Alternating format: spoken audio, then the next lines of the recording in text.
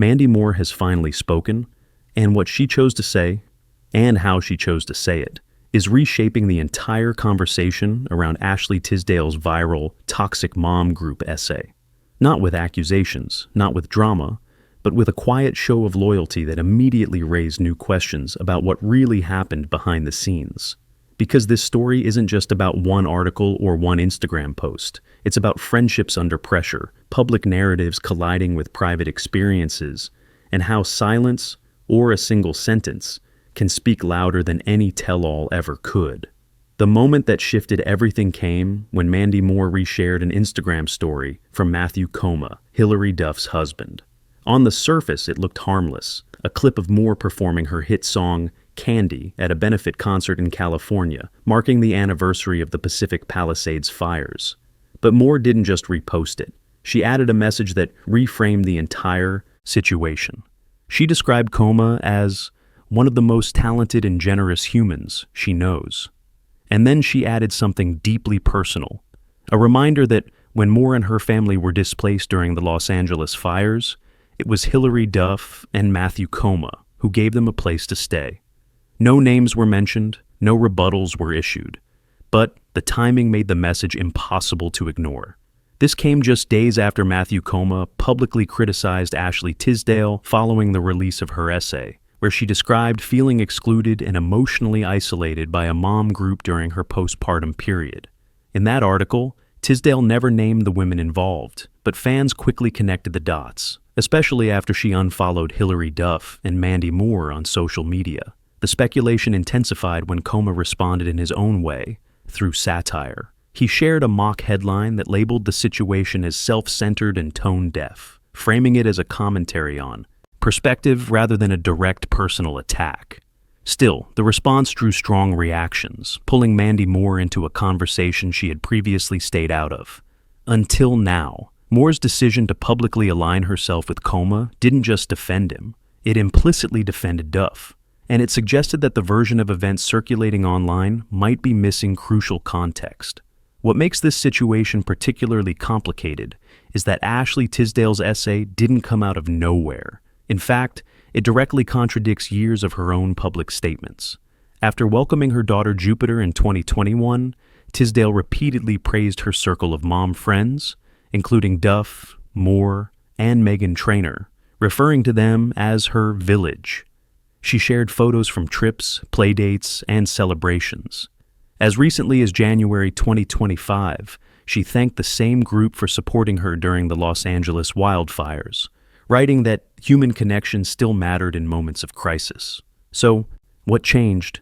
In her later writing, Tisdale explained that during vulnerable postpartum months, she began noticing she wasn't being invited to certain gatherings.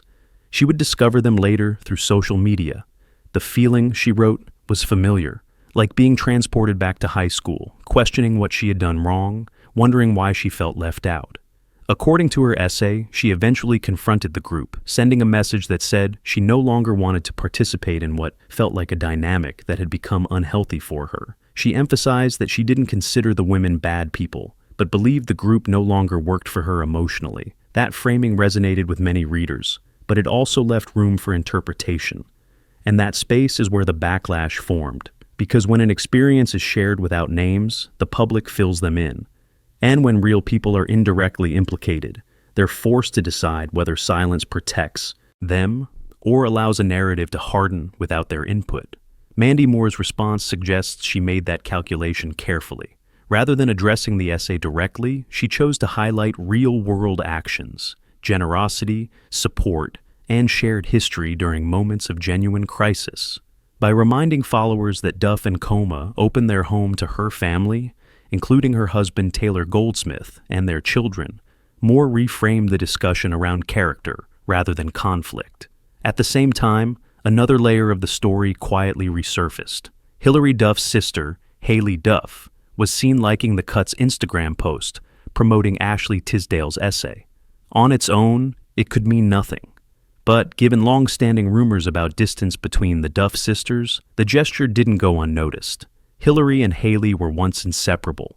In recent years, however, they've rarely been seen together publicly, with minimal interaction on social media. Neither has addressed the speculation directly, but past gossip columns have suggested tension, including claims that their husbands didn't get along, creating strain within the family.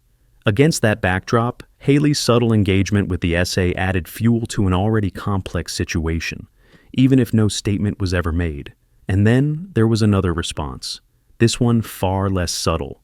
Sammy Ryan, a fashion designer and one of the women linked to the former mom group, reposted a video lip-syncing to a bold Megan Thee Stallion track, captioned 2026 Mood. The lyrics emphasized confidence and indifference toward criticism. She didn't mention Tisdale, but fans quickly interpreted the post as a pointed reaction. By this point, the story had shifted again. What began as a personal essay about postpartum emotions had turned into a public case study in how celebrity friendships unravel under the weight of interpretation, timing, and audience reaction. And yet, the most telling moments weren't the loudest ones. They were the quiet gestures, the repost, the reminder of shelter during a fire, the absence of direct rebuttal. Because in situations like this, what people choose not to say often matters more than what they do. At the center of it all is a question that remains unanswered. Not who was right or wrong, but whether deeply personal experiences can ever be shared publicly without becoming something else entirely. And that question doesn't just apply to celebrities. It applies to anyone navigating friendship, vulnerability, and visibility in an online world that rarely leaves room for nuance.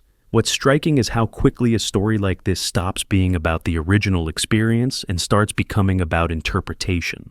Once an essay enters the public space, it no longer belongs only to the person who wrote it. It becomes something others respond to, reshape, and sometimes defend themselves against, even when no names are spoken aloud. Ashley Tisdale framed her writing as an emotional reflection, not an accusation. She described isolation, confusion, and the feeling of being quietly excluded during a sensitive time in her life. From her perspective, it was about mental and emotional boundaries, not blame. And for many readers, especially new mothers, that vulnerability felt relatable and valid. But relatability doesn't exist in a vacuum. When the people potentially connected to that story are also public figures, silence can feel like agreement to some and guilt to others. That's why Matthew Coma's reaction landed so hard. His response didn't challenge the emotions described in the essay. Instead, it questioned the framing, suggesting that the focus was misplaced and that life naturally shifts toward children, routines, and priorities that don't always align perfectly among friends. That distinction matters. One version of this story is about being excluded. Another is about people, growing in different directions at different speeds. Both can be true at the same time.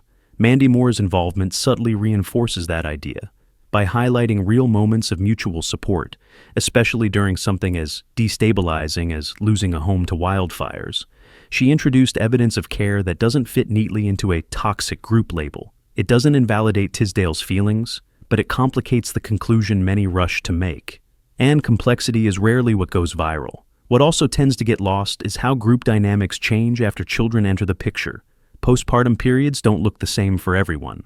Energy levels change, availability changes, emotional needs change. What feels like rejection to one person can feel like survival mode to another. None of that translates well to headlines. Instead, audiences search for sides. They look for villains and victims, alliances and betrayals. Social media actions, an unfollow, a liked post, a reposted story, are treated as definitive statements, even when they may reflect momentary emotions rather than lasting positions. This is why Haley Duff's Instagram like drew so much attention. It wasn't a comment, it wasn't an endorsement, but in an environment where every digital move is examined, even subtle gestures become part of the narrative. Still, it's worth noting what hasn't happened. Hilary Duff hasn't responded publicly. Ashley Tisdale hasn't named names. Mandy Moore hasn't criticized anyone directly. That restraint suggests something important. The people closest to the situation may understand that once lines are crossed publicly, they're hard to redraw privately. And that brings us to the larger question this story raises. Not about who unfollowed whom, but about how personal storytelling functions in the age of constant visibility.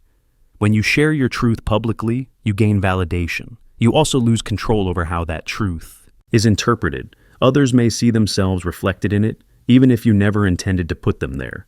And once that happens, responses become inevitable. In this case, those responses weren't explosive. They were strategic. Emotional, yes, but measured. A repost instead of a rant. A memory instead of a denial. A reminder of shared history instead of a counter-essay. That approach doesn't resolve the conflict, but it reframes it.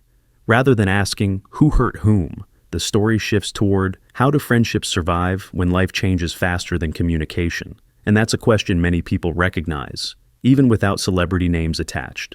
As the conversation continues to evolve, the most likely outcome isn't a dramatic confrontation. It's distance, quiet recalibration, relationships settling into new shapes, some closer, some looser, some ending without a clear moment of closure.